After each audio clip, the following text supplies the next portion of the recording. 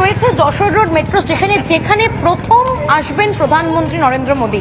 কারণ এখান থেকেই তিনি কিন্তু মেট্রোয় চেপে সরাসরি পৌঁছে যাবেন নোয়াপাড়া বিমানবন্দর এবং সেখান থেকে জয় হিন্দ স্টেশন।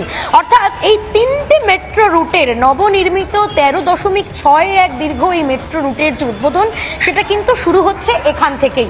এই যশোর রোড মেট্রো স্টেশনেই রয়েছে উদ্বোধনী অনুষ্ঠান। আমি তোমাকে শেষ মুহূর্তের ছবিটা দেখানোর চেষ্টা করি।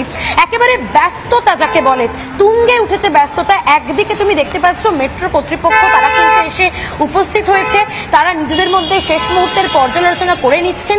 শেষ মুহূর্তের প্রস্তুতি যাকে বলে একেবারে চরমে উঠেছে। একই সঙ্গে ফোন রয়েছে দেখতেছি। দাদা, আপনি কি এখানকার বাসিন্দা? কেমন লাগছে প্রধানমন্ত্রী আসছেন?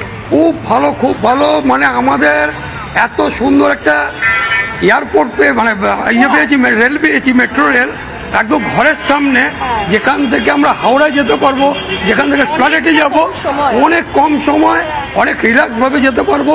যেভাবে ট্যাক্সি বলুন, যেভাবে ভাড়া চাইছে, বাসে যেভাবে যেতে হচ্ছে, এবং রাস্তায় এতটাই মানে জ্যাম থাকে, খুব আমাদের পরিষেবা এরকম প্রধানমন্ত্রী।